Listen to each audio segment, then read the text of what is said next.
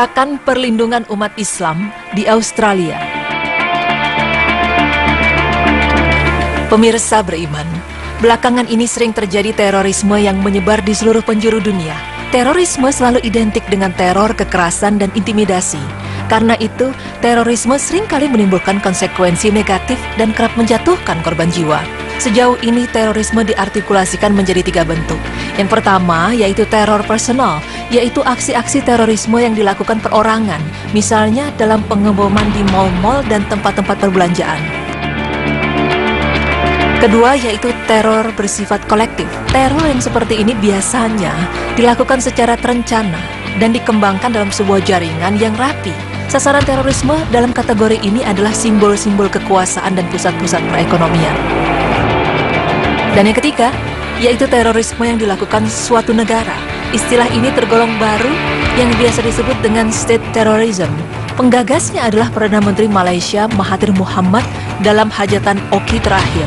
Menurutnya, terorisme yang dikerahkan negara tidak kalah dahsyatnya dari terorisme personal maupun kolektif. Kalau kedua bentuk terdahulu dilaksanakan secara sembunyi-sembunyi, maka terorisme yang dilakukan sebuah negara dapat dilihat secara kasat mata. Ketiga-tiganya mempunyai tujuan, yaitu sama-sama mencari tumbal dan korban, dan kebanyakan alasan utamanya yaitu balas dendam.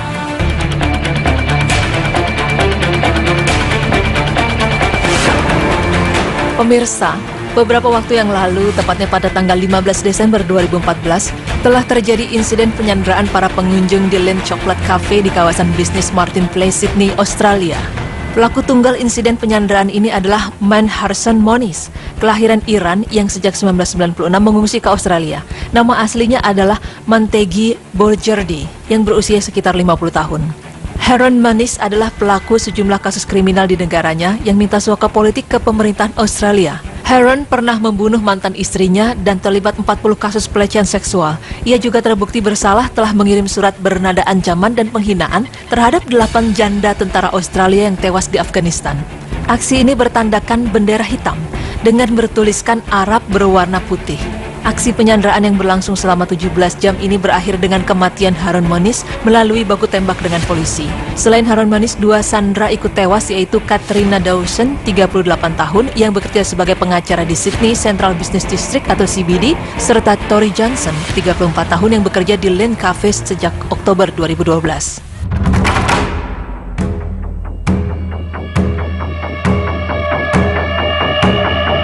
Pemirsa, aksi penyanderaan ini juga menimbulkan keresahan umat muslim di Sydney, Australia.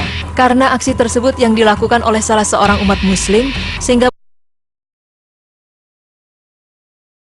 maupun terorisme. Warga muslim Australia juga khawatir akan diperlakukan diskriminatif sebagai pembalasan aksi tersebut.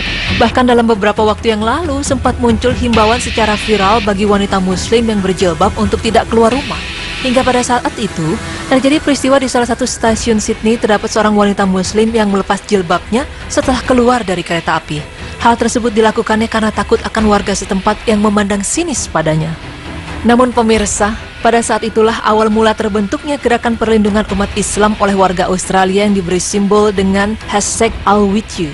Munculnya gerakan ini terinspirasi oleh status Facebook seorang wanita warga Australia yang bernama Rachel Jacobs. Dalam statusnya tersebut, Rachel bercerita bahwa dirinya melihat wanita muslim yang melepas jilbabnya di stasiun.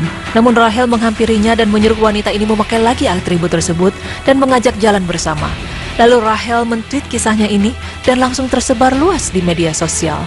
Seorang karyawan TV yang bernama Tessa Kum terinspirasi dari cerita Rachel dan ialah yang memulai gerakan I'llWithYou. Tessa memposting status berisi ajakan bagi kaum muslim yang merasa terintimidasi untuk naik angkutan umum bersama-sama. Gerakan ini dalam waktu singkat diikuti oleh ribuan orang, bukan hanya di Sydney, namun juga kota lainnya seperti Melbourne dan Brisbane.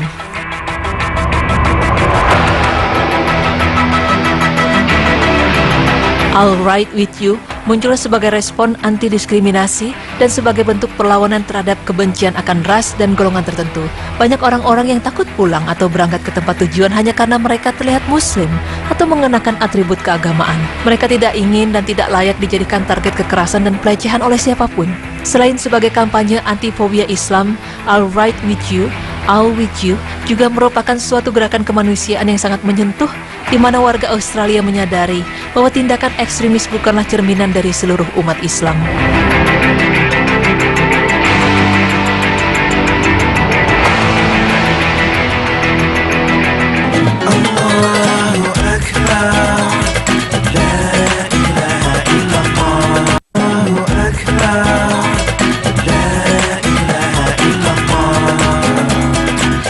I'll ride with you. Iya, Masya Allah ya. Jadi memang tadi kalau misalnya kita perhatikan, memang kalau misalnya Islam itu sempurna, tapi Muslim memang tidak ada yang sempurna. Ada yang baik, ada yang tidak baik gitu ya. Tapi balik lagi tadi di kasus yang di Australia tadi, di Sydney, memang terlihat sekali bagaimana toleransi antar umat beragama ya. Iya, dan alhamdulillah tidak memukul ratakan semua seperti itu gitu. Jadi masih ada orang-orang juga yang mendukung, menemani, bahkan bilang jangan dicopot hijabnya, saya temani kamu sampai rumah. Masya Allah, aku terharu sekali loh.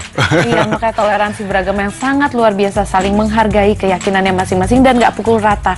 Itu yang paling penting. Benar sekali. Tadi juga kita membahas tadi apa tentang yang pertama, tentang surat Nabi Muhammad SAW kepada para pemimpin, dan ada satu lagi tentang Al-Quran, membacanya lewat handphone. Nah, besok pemirsa kita pastinya punya banyak sekali berita-berita yang lebih update lagi. Oleh karena itu jangan pernah kelewatan nonton Berita Islami Masa Kini hanya di Trans TV, milik kita bersama. Wassalamualaikum warahmatullahi wabarakatuh.